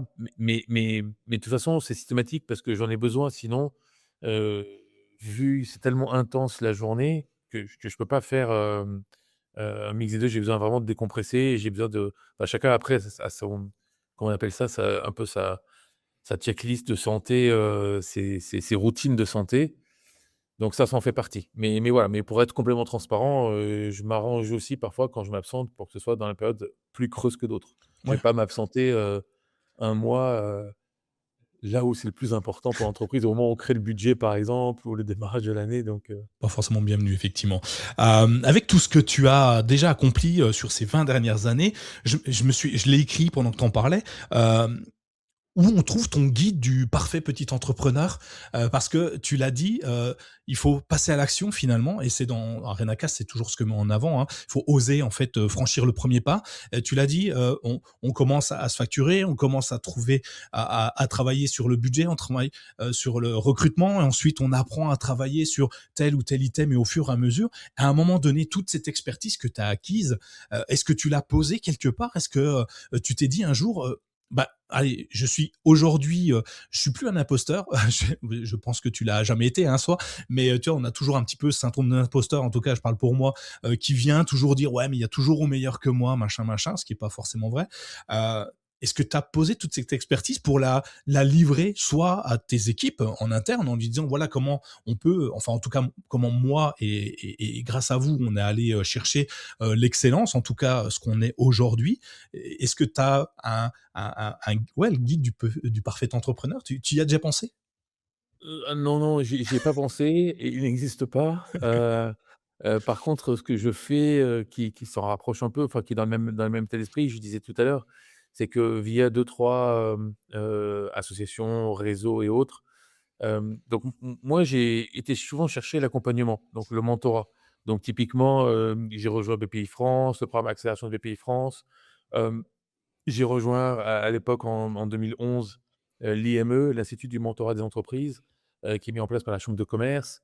J'ai été à des événements d'entrepreneurs. Donc et l'IME, l'Institut du mentorat, c'est que, pendant 1 an et demi, j'ai un chef d'entreprise qui m'a accompagné et donc j'avais un échange, 1 à 2 heures avec cette personne pendant, tous les 2 mois, donc 6 fois dans l'année, à chaque fois sur une problématique particulière. Donc j'ai toujours encore une fois, comme je suis un consultant informatique, un développeur, j'ai souvent cherché ce genre de choses et là maintenant, à mon tour aussi de pouvoir le partager, avec d'autres, et donc effectivement, le seul lien, de transmission, j'ai rien écrit, j'ai rien partagé, mais j'ai pu accompagner quelques personnes dans leurs premières étapes de entrepreneuriales, via ce type de réseau. C'est excellent. Encore un bon conseil que tu donnes, entourez-vous, allez chercher des mentors, effectivement, je trouve ça hyper intéressant. Est-ce que, l'IME, c'est quelque chose que tu dois payer en tant qu'entrepreneur pour, être accompagné ou c'est du sur de la base du volontariat, du mentorat gratuit? Ouais. Alors, l'IME, c'était en 2011, je ne sais pas si c'est payant ou pas, mais ça reste de toute façon abordable. Si jamais ça devait être payant, en fait, je mets un bémol, je ne sais pas si c'est payant, mais en tout cas, ça vaut le coup, vraiment d'avoir des experts. Moi, la personne qui m'a accompagné, pareil, comme un peu, heu, l'entretien que j'ai passé, pour être sûr de retrouver d'avoir un travail si je montais pas ma boîte, et je parlais de Pascal et de Maltem Consulting. Bah, en fait, en 2011, j'ai un mentor, Alain Thibault, qui m'a accompagné. Il dirigeait une entreprise qui faisait 25 millions de chiffre d'affaires dans les ressources humaines. Nous, on faisait 4 millions, et on se voyait. On a gardé contact aussi, et en 2017, lui, il a quitté son projet et je l'ai fait travailler pendant 2 ans pour Zenica, et il est rentré au capital de Zenica, Génial. et il est toujours maintenant au board de Zenica, et donc Heu, il m'aide aussi, avec, l'investisseur, et être au board. C'est des personnes qui permettent toujours de challenger, parce qu'en tant qu'entrepreneur, on peut être très enthousiaste, tout est possible, et cetera. Donc c'est bien d'avoir aussi des personnes qui, mettent un peu, des remarques pertinentes, pour challenger un peu nos positions. Donc mais pareil, typiquement, voilà, l'IME, c'était une rencontre. Et cette rencontre a été très utile pour le développement de l'entreprise, et quelques années après, c'est quelqu'un qui a rejoint l'entreprise, ce qui n'était pas prévu au départ. Donc, être dans ce réseau d'écosystème, rencontrer d'autres dirigeants, ça en vaut la peine. Ouais. OK. Ça en vaut la peine. Un bon conseil à prendre encore. On me le donne souvent, mais c'est vrai que la plupart des entrepreneurs, moi le premier, un peu craintif en se disant ouais, mais est-ce que derrière je vais avoir les bonnes questions? Est-ce que je suis légitime à déranger une personne à un laps de temps qui est peut-être précieux pour cette personne? C'est toujours compliqué et avec ceux avec qui je discute, c'est souvent ça le frein. Et comme tu le dis, j'aime beaucoup challenger l'opposition. Je trouve ça génial. Oui. Avoir des gens qui sont pas forcément d'accord avec alors pas avec le produit en lui-même, mais de la façon dont on l'aborde, où on le drive. Je trouve ça hyper intéressant parce que Ouais. si tous ceux qu'on a autour de nous nous gratifient d'encouragement en disant qu'on est géniaux et que rien ne nous fait peur et qu'on peut y aller, ben on va forcément se casser la gueule à un moment donné parce que bah, il y a toujours des choses à améliorer, je pense, dans un travail, enfin même dans notre vie au quotidien. Et il ne faut pas hésiter à aller sur ce genre de domaine et de rencontre, parce qu'effectivement, comme tu dis, on a peut-être peur de déranger la personne en disant: «Il n'y aura pas de temps pour moi».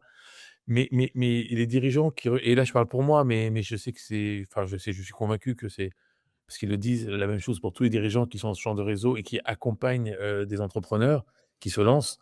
C'est que pour nous, en tout cas pour moi, je vais parler pour moi là, c'est hyper rafraîchissant d'avoir, des gens qui vivent ce qu'on a vécu, ce que j'ai vécu au début, rappeler, des bons principes, et cetera. C'est aussi un petit refresh aussi pour soi-même. Oui, quand j'ai été mentoré, oui, quand, j'avais des personnes qui m'accompagnent, c'était utile, et c'était plus, c'est plus eux qui, je voyais ça comme ça, c'est plus eux qui me rendaient service. Mais le faire aussi pour d'autres, mais c'est hyper intéressant, et encore une fois, ça permet de prendre du recul par rapport à ce qu'on fait dans son quotidien, et puis c'est aussi rendre, donc voilà. En tout cas, peut-être pas tout le monde est comme ça, mais ceux qui sont dans ce genre de réseau, il y a beaucoup de dirigeants qui sont dans ce type de réseau pour ça. Oui, ils n'y seraient pas s'ils n'avaient pas envie de partager, Exactement, envie d'échanger de toute exactement, façon, puisque rien ne les oblige légalement à intégrer ces réseaux. Donc, quand ils y sont, c'est qu'ils ont exactement. envie. Top. Eh ben, on arrive progressivement à la fin de ton épisode, Karl, et du coup, ben, tu me tends une perche énorme. Où est-ce qu'on peut échanger avec toi? Où est-ce qu'on peut discuter avec toi? Est-ce que voire travailler avec toi? Parce que plus on avance dans l'épisode, plus j'ai envie de travailler avec toi. Et donc, tous ceux qui vont t'écouter, j'imagine qu'ils seront dans le même move que moi. Alors évidemment, une certaine expertise, tout ça. On va pas tous passer en entretien d'embauche devant toi. Je te le souhaite en tout cas, ça fait trop de monde. Mais comment on te retrouve? Alors, plusieurs choses. Déjà, merci de tendre la perche, je la saisis, pleinement. Ces dernières années, avec tout ce qu'on a mis en place, et ça porte ses fruits, il se trouve qu'on est plutôt très bien, on a beaucoup de clients qui nous font confiance. Donc on a besoin de recruter, on est en phase de recrutement très active. Donc si, les personnes qui nous écoutent sont développeurs, développeuses, architectes, la data, DevOps, Java et cetera. Bref, n'hésitez pas à postuler. Élément très important, ne préjugez pas de votre niveau. Laissez-nous juger de votre niveau parce qu'avec notre positionnement, je sais qu'il y a des personnes qui hésitent à postuler chez Zenica, qui ne le font pas parce qu'elles se disent: «Bah, moi, ils me prendront jamais, j'ai pas le niveau». Donc détrompez-vous. Ce qu'on fait quand on fait les entretiens, c'est déjà on teste les enfin on teste, on échange et on essaie de détecter les capacités de raisonnement et de capacité de monter en compétence des personnes. Donc pour moi, là aussi je peux partager, ma vision là-dessus, c'est que tout ce qui est soft skills, et comportement, état d'esprit et cetera, valeurs, ça s'apprend pas, c'est difficile de changer les gens et donc si on a, envie de participer à ce projet et si on est capable et on est prêt à monter en compétences, bah, en fait, le reste, c'est à nous de nous en occuper, de la formation et de faire grandir les gens. Donc, faut surtout pas hésiter à postuler. Voilà, ça, c'est le premier point et j'en profite et sinon, pour me joindre moi, bah, en général, bah, c'est des systèmes classiques, c'est LinkedIn. Faut pas hésiter, à me dropper des messages, j'ai fait une annonce, il y a 2 semaines pour dire qu'on cherchait du monde. Et en 2 jours, 3 jours, j'ai eu 1000 demandes de contact. Donc quand j'ai 1000 demandes de contact, bien sûr, je peux pas répondre à tout le monde, donc il y en a plein qui passent à la trappe. Par contre, en général, j'essaie de répondre aux gens, donc voilà. OK. Alors du coup, je remettrai, tous les liens dans les notes de l'émission, que ça soit sur YouTube, le LinkedIn et compagnie. Je remettrai les liens directs comme ça évitera que tout le monde cherche. Si on veut travailler avec toi, ben top, hein, on a déjà une solution. On sait que tu cherches, donc c'est déjà une belle porte ouverte pour rentrer, ou en tout cas pour mettre un pied chez Zenica. Les soft skills, ouais, forcément, ça c'est la chose là, enfin à mon sens, si on n'a pas ça, bon, on travaille pas avec une entreprise, on se débrouille tout seul dans son coin. Soyez poli, gentil, tout ça, avoir des trucs de base, quoi, en fait. Et ce sera déjà très bien. Et pour toi, perso, LinkedIn aussi. On te retrouve aussi, on peut travailler avec toi, vu que tu es mentor dans certaines structures. Est-ce qu'on peut dire, tiens, je vais dans la structure où tu es et j'ai envie que ça soit toi qui m'accompagne. Et alors après, évidemment, tu dis oui ou non, j'imagine, mais est-ce qu'on peut le faire? Oui, alors on choisit pas, ça se passe pas comme ça, mais c'est Réseau et Entreprendre, par exemple, avec qui je travaille pas mal et qui accompagne les différentes entreprises et en fait, l'idée, c'est en fonction du projet, en fonction du stade de développement, en fonction des compétences, des fondateurs ou fondatrices, c'est de voir quelles seraient les meilleures personnes qui correspondent à ce que ces entrepreneurs, entrepreneuses attendent. OK. Donc heu, c'est et d'ailleurs et c'est pas forcément moi, parce qu'effectivement, moi, parfois, j'interviens, par exemple, sur comment garder une petite entreprise quand on est en pleine croissance ou des choses comme ça. Mais si, le sujet, c'est, comment je fais des acquisitions, et que je me développe enfin, comment je fais d'acquisition. Bon, nous, on en a fait une petite, mais j'ai pas d'expérience en, développer l'entreprise en faisant des acquisitions. Toute la croissance dont j'ai parlé et Zenica, c'est que de la croissance organique et c'est que du recrutement. OK. Donc réseau et entreprendre, je mettrai le lien aussi pour qu'on puisse aller, Oui, ben, bien. s'intéresser au sujet, ce qui me semble être, primordial, en tout cas important pour, grandir dans tous les sens du terme. Merci beaucoup, Karl, c'était hyper intéressant. Alors j'ai encore 2 questions pour toi, puis après je te libère Allez. ta fin de journée. Une question que je pose à tous mes invités, hem il y a une réponse ou il y en a pas. Et c'est pas, il y a pas de c'est bien ou pas bien. Si tu devais conseiller un livre à quelqu'un autour de toi, à toutes les personnes que tu croises en disant, ok, moi ce bouquin-là, il m'a été utile pour tel ou tel item, telle ou telle euh, partie de ma vie. Lequel serait-il et pourquoi? Ah, très bonne question. Heu, alors moi, il y a une époque où j'ai lu parce que alors encore une fois, je suis développeur donc créé l'entreprise et il y avait plein de choses que je ne connaissais pas donc j'ai énormément lu à un moment, tous les livres sur, le management, l'entreprise libérée, et cetera. Hem et heu et il y en a un qui m'a particulièrement plu, il faut pas que j'écorche le titre, mais je crois que ça s'appelle les 7 secrets de ceux qui réussissent. Enfin, je vais retrouver le nom et je n'ai plus le titre, ça m'échappe. Ok, bah écoute, Mais tu me le feras suivre. Les 7 secrets pour ceux ah non, qui... Non? c'est bon, j'ai le titre, j'ai le titre. Je confonds 2 je com mélangeais 2 livres. Non, le livre dont je parle, c'est Il s'appelle, From Good to Great, From du bon à l'excellent. Donc en gros, le principe, c'est, quelqu'un qui a fait des études et cetera et qui a vu qu'est-ce qui fait qu'une entreprise est excellente et performe pendant 10 années de suite et c'est quoi le point commun de ces entreprises-là. Donc ce livre From Good to Great, vraiment, j'ai adoré le lire. Heu, donc c'est celui-là que je recommanderais pour ceux qui se lancent, dans l'entrepreneuriat. Écoute, encore une fois, je le rajoute dans les notes de l'émission et je le rajoute dans la bibliothèque de Renakas qui commence à grandir, grandir, grandir. À chaque intervenant m'en donne au minimum un. Si tu en as d'autres, Ah. n'hésite pas. Je vais en donner un deuxième. Je vais en donner un deuxième parce que celui-là, je l'ai beaucoup cité, et en plus en plein dedans parce que parfois le message peut être mal compris parce que c'est le problème des formules, choc, et leur interprétation. Mais j'ai trouvé ce livre très, très bon qui s'appelle, Client f Employees First, Customer Second.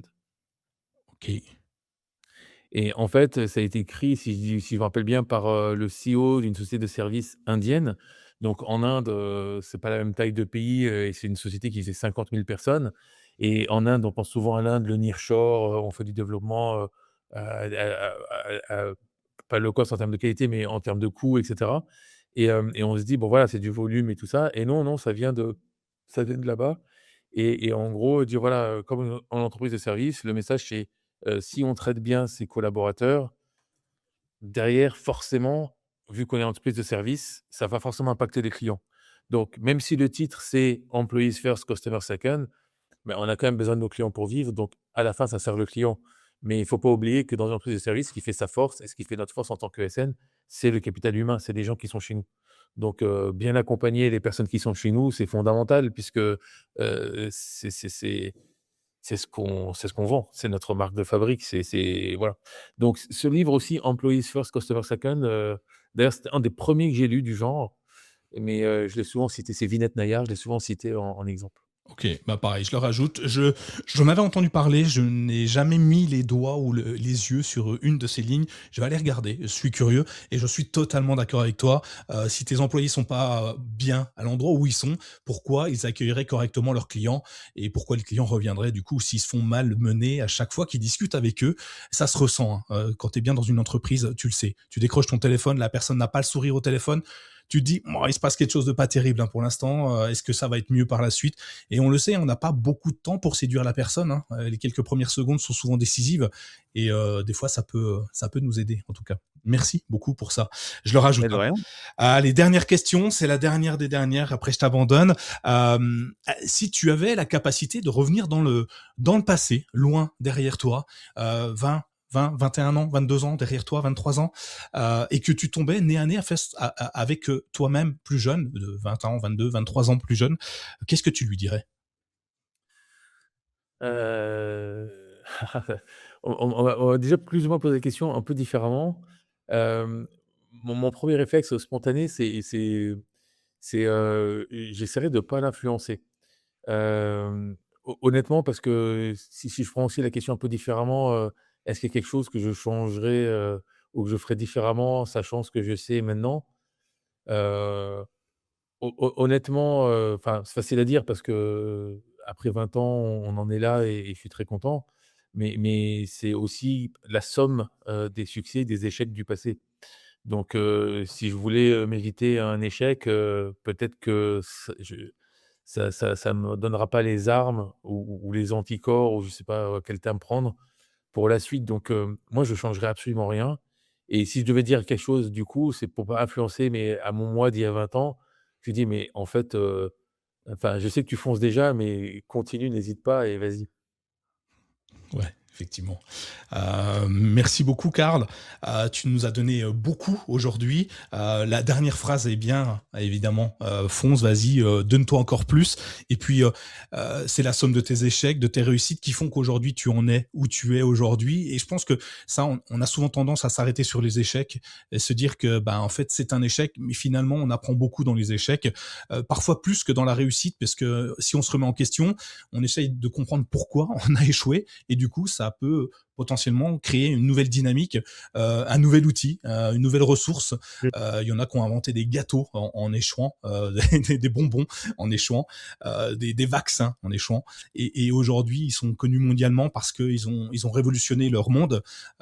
Donc les échecs, c'est parfois très bon. Et tu le disais, dans tes équipes, tu acceptes les erreurs, mais pas l'incompétence. Ben oui, on fait des erreurs tout le temps. C'est propre de l'humain d'ailleurs. Si on fait pas d'erreurs, on n'est pas humain, on est une machine. Et puis c'est triste. Merci beaucoup, Karl, en tout cas. Je Mais te de souhaite. rien, merci beaucoup pour cette opportunité. C'était un plaisir de partager. Ouais, écoute, pareil, et je te souhaite une grande continuation. On se revoit dans 2 ans, 3 ans, quand tu auras encore grandi, encore plus, et puis on Avec échangera sur le plaisir. parcours plus court cette fois de 2 ans, pour voir comment ça a évolué, comment tu as évolué, et comment le monde a évolué. Peut-être on parlera plus d'intelligence artificielle à ce moment-là. En tout cas, je te souhaite une bonne continuation. Merci pour tout, et à très bientôt dans un prochain épisode de RenaCast. Ciao, bye bye. Avec grand plaisir, merci. Ciao. Si cet épisode vous a inspiré, ne le gardez pas pour vous. Partagez-le avec vos amis, votre famille, vos collègues, qui sait. Cela pourrait bien être le déclic dont ils ont besoin pour se lancer. Abonnez-vous dès maintenant sur votre application de podcast préférée et laissez-nous une note 5 étoiles ainsi qu'un commentaire. Votre soutien est essentiel pour faire grandir RenaCast et continuer à donner la parole à celles et ceux qui ont osé. À très vite pour un nouvel épisode et surtout, osez passer à l'action.